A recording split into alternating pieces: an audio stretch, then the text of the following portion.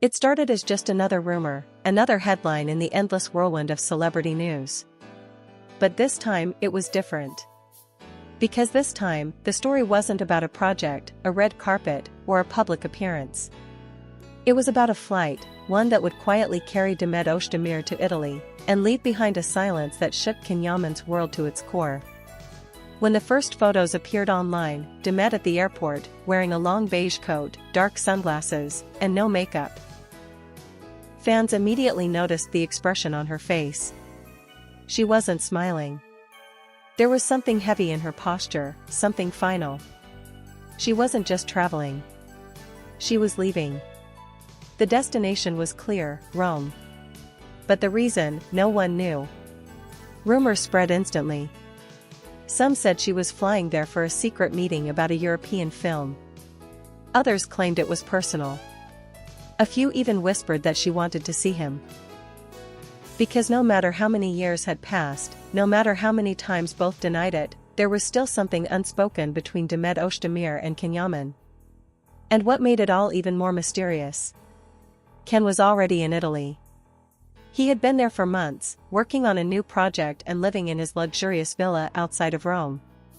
Paparazzi had been following him everywhere, trying to catch a glimpse of his private life. But lately, even they had noticed a change. A kind of distance in his eyes, a quiet sadness that he never explained. So when Demet landed in the same country, within driving distance of his home, the speculation became unstoppable. Did she go to see him? Are they meeting again after all this time?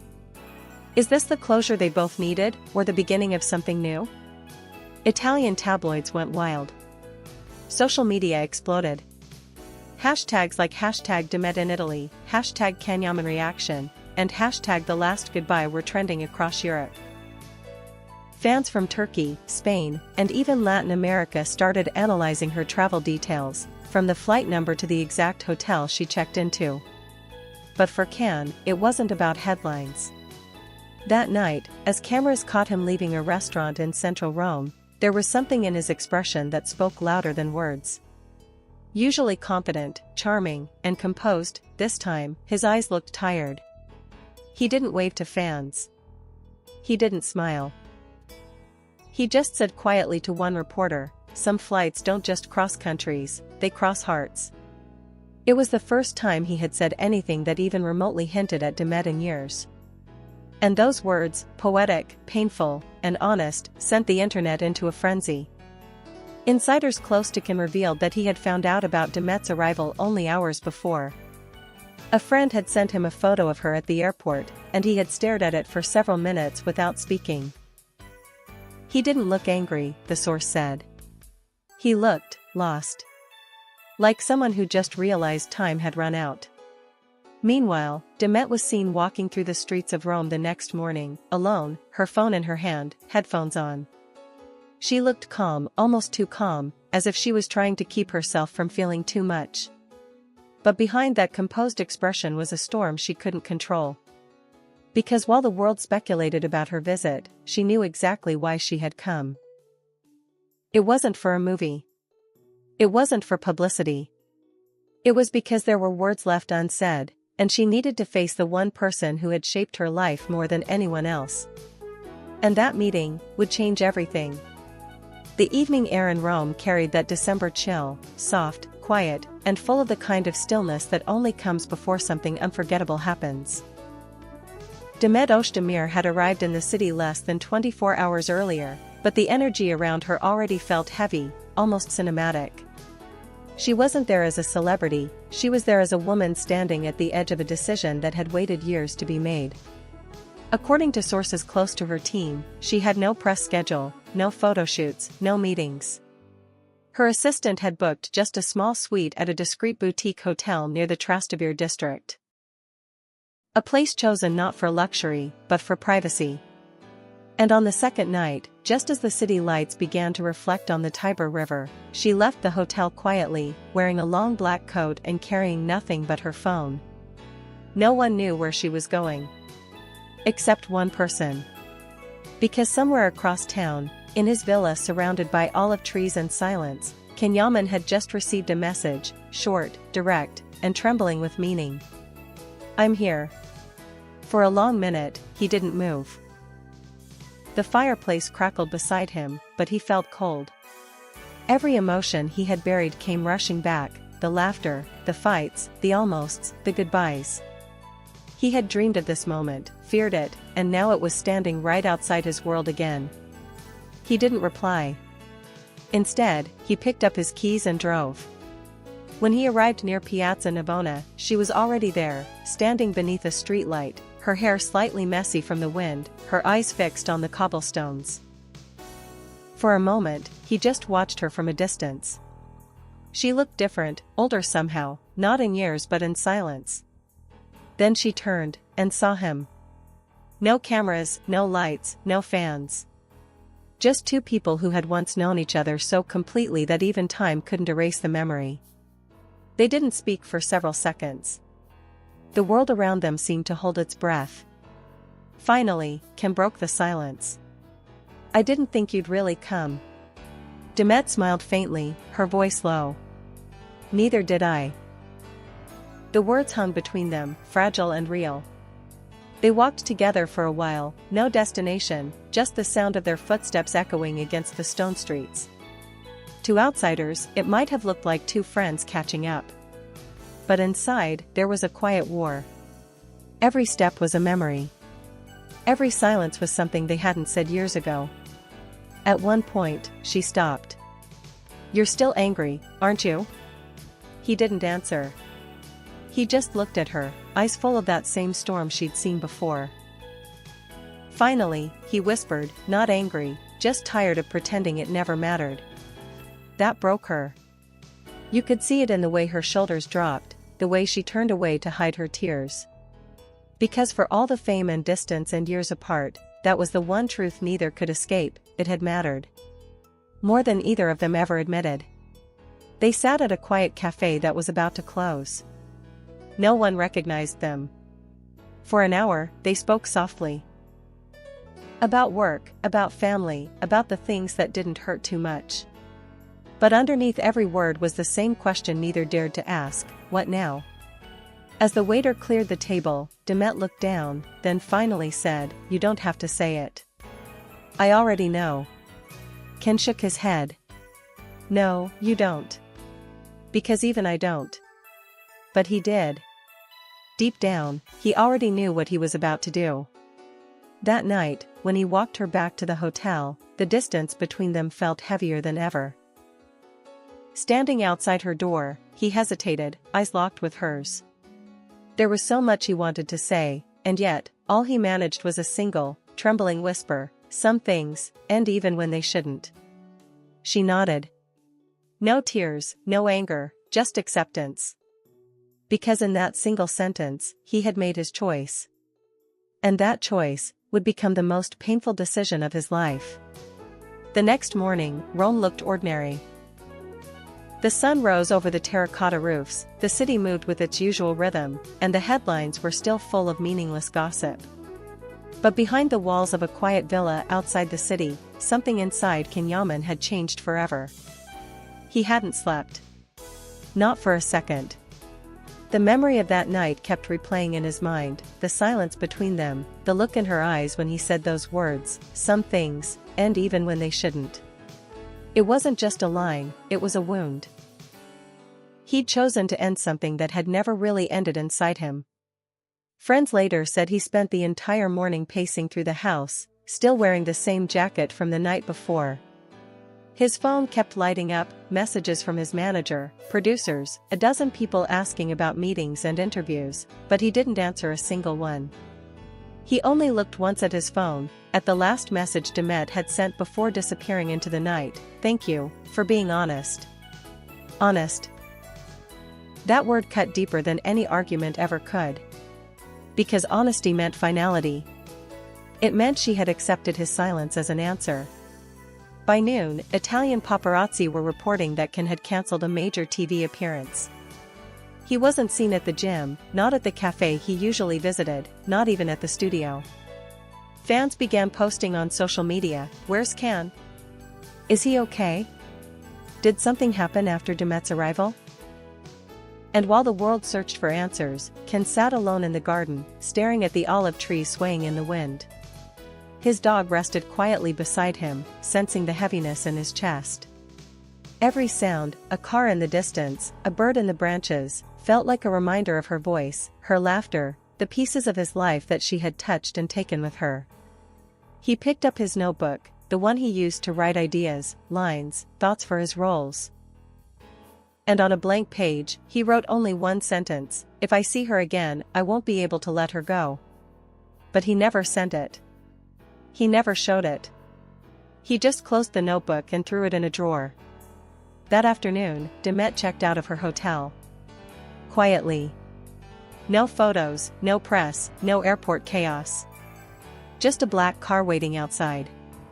A driver, hired by her team, said she looked out the window the entire ride, no music, no calls, just silence. She had asked to go straight to the airport, alone. When her plane took off, she looked down at the Italian coastline disappearing beneath the clouds. Her eyes filled, but she smiled. Not because she was happy, but because she knew she had done what she needed to do. She had come for closure, and she had found it. Back in Rome, Ken received a call from his mother that evening. She had seen the headlines, the speculation, the photos. "Is it true, Ken? Was she really there?" For a moment, he couldn't speak. His throat tightened, and his eyes burned. Finally, he whispered, "Yes, Mom. She came." "And now?" He sighed, closing his eyes. "Now, she's gone." That night, he made the decision that would break him. He told his manager to turn down the next romantic role he'd been offered, a film that everyone knew was supposed to be inspired by his own story. "No love stories," he said. "Not now." He needed distance. From emotions, from memories, from the version of himself that still looked for her in every crowd. So he packed a small bag and left Rome the next morning without telling anyone where he was going. He drove south, away from the city, away from the noise, away from everything that reminded him of her. And while fans speculated endlessly, some believing he was heartbroken, others saying it was all PR, those who truly knew him understood the truth: this wasn't about fame. It was about love. The kind that doesn't fade with time, but quietly eats away at your peace until all that's left is longing. And somewhere between the roads of Italy and the sea, Ken realized something painful: that he hadn't let her go at all. He had just learned to miss her silently. Days turned into weeks, but the shockwaves of that brief encounter in Rome refused to fade. The world had no photos of it, no official confirmation, no evidence, and yet, somehow, everyone knew. Fans felt it. Something had shifted between Yaman and Demet Özdemir, something invisible yet undeniable. In Italy, Ken's silence became louder than any headline. He disappeared from the public eye completely. His villa, once buzzing with reporters and photographers, now sat hidden behind closed gates and empty driveways. The man who had once thrived under the spotlight had vanished into solitude. His social media, once full of energy, workouts, and behind-the-scenes clips, went dark. 4 days, nothing. And then, out of nowhere, a single post appeared, a black and white photo of the sea. Caption: "Sometimes peace costs everything." It was enough to send the entire fandom into overdrive. Thousands of comments flooded in: "What happened between you and Demet? We know you still love her. Don't give up, Ken. Go after her." But he didn't reply. He just let the storm swirl around him, unbothered, unread. Because deep down, there was nothing left to explain. He wasn't angry, he wasn't bitter. He was just empty. Meanwhile, in Istanbul, Demet returned to her routine, at least on the surface. Paparazzi caught glimpses of her walking into the studio for her new drama, smiling faintly for cameras, as if everything was fine. But her friends knew better. Behind the laughter and the public calm was a woman still haunted by the same what-ifs that followed him. One of her closest stylists later confessed to a magazine off the record she didn't talk about him. Not once. But she'd sit quietly between takes, staring out the window. You could tell she was somewhere else. Somewhere far away. For the public, Demet was strong, poised, professional, glowing. For herself, she was simply surviving. She had gone to Italy hoping for closure, but instead, she had found a truth harder to live with than any ending. He hadn't stopped caring. And that made it worse. During an interview weeks later, when a journalist innocently asked about love, she smiled carefully, took a breath, and said, "Love is not always about holding on. Sometimes it's about knowing when to walk away." Fans immediately connected it to Rome. The clip went viral within hours, amassing millions of views. Even Italian tabloids translated it and ran the headline, "Demet Özdemir speaks after the Italy meeting, walking away is still love." But what no one knew was that Can had seen that interview. He was in a small coastal town in southern Italy, living quietly by the sea, when it aired. One of his crew members showed him the clip on a phone. He didn't speak for a long time. Then, with a quiet smile that didn't reach his eyes, he said, "She's right." That night, he went for a long walk along the beach, barefoot, the sound of the waves mixing with the wind. He looked up at the sky, the same one she could see from Istanbul, and whispered words no one would ever hear. "If things were different, maybe I would have fought for us." He stopped, closed his eyes, and for a second, it felt like he could still hear her laughter, see her eyes, feel her hand in his. But it was just memory now. A beautiful, painful memory that refused to fade. Back in Istanbul, Demet's fans noticed something subtle. She stopped wearing a certain necklace she had always kept on, the one she'd worn during the filming of their series together. The next day, Can deleted an old highlight from his Instagram profile, a clip from that same show. Two small acts, one in Turkey, one in Italy. Different places, same goodbye. The media called it coincidence. Their fans knew it was something else. It was grief, quiet, mutual, wordless. But fate, as always, wasn't done with them yet. Because just when the world started to move on, a new rumor emerged. One that would drag both of them back into the spotlight, forcing them to confront the truth they thought they had buried for good.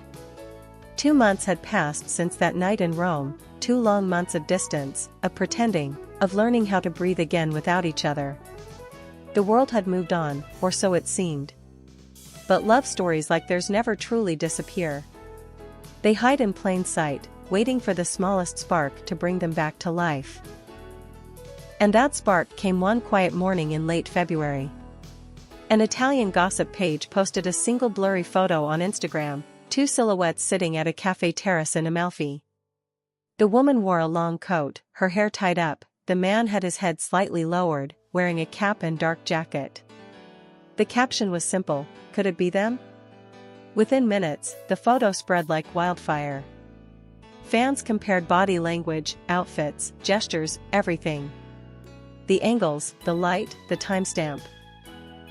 The conclusion most people reached was both shocking and inevitable: it was Can and Demet. Entertainment outlets exploded with headlines: "Reunion in Italy? The love story that never ended?" Can and Demet seen together again after 2 months.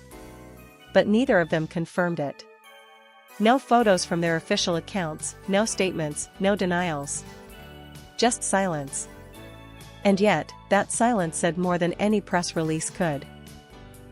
Because people who had truly loved each other once don't always need words. Sometimes a shared glance across a crowded cafe is enough to awaken everything. According to a source close to Can, it wasn't a planned meeting. He had been in Amalfi for a short film shoot, and she had come to Italy again for an event in Naples.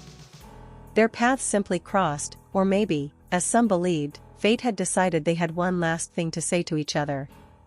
Witnesses claimed they spoke for nearly an hour. No raised voices, no drama, just calm, quiet conversation. At one point, Demet reached out her hand, and Can held it for a few seconds. Then she smiled, not sadly, not bitterly, but with peace. And that was when the photographer clicked. When the photo went viral, neither party commented. But fans noticed something remarkable. Later that night, Can posted an Instagram story, a short video of the ocean, waves glimmering under the moonlight, with a single line written across the screen. Some goodbyes don't hurt anymore. They heal. Demet, only hours later, shared a story of her own, a close-up of a coffee cup on a table, a heart drawn in the foam. Caption: "Everything happens when it's meant to." It wasn't confirmation. It wasn't denial. It was closure. For years, their story had been one of timing, always almost, always nearly, always someday. But in that quiet Italian cafe, they had finally found what they had both been missing: peace. The world, however, refused to let go so easily. TV shows, talk programs, magazines, everyone wanted to claim the inside truth. But those who really knew them understood that what had happened between Can and Demet was no longer about fame or gossip. It was about two people who had finally learned to forgive each other, and themselves. Weeks later, during an interview for a European film festival, a reporter asked Can a bold question. "If you could go back to one moment in your life, which would it be?" He smiled faintly, eyes distant, then said, "There was a night in Rome. I'd live that one again. But this time I'd say what I couldn't before." The interviewer pressed him, but he didn't elaborate. He just smiled again, softer this time, and looked away. That clip went viral instantly, millions of views, thousands of comments, countless theories. But only one person truly understood what he meant. A few days later, Demet posted a photo from Istanbul, standing on her balcony at sunrise. Her caption read, "I heard you. And it's okay." The world fell silent. Fans cried. Because even without names, everyone knew. It wasn't about reconciliation. It wasn't about starting over. It was about ending a chapter with grace, and remembering that sometimes, the greatest love stories don't end with a kiss, but with mutual understanding. For Can, Italy would forever be the place that gave him love and took it away. For Demet, it would remain the country where she finally understood that goodbye doesn't always mean the end. And for the rest of the world, it became a story that reminded everyone watching that even stars, beneath the fame and the lights, still break, still love, still remember.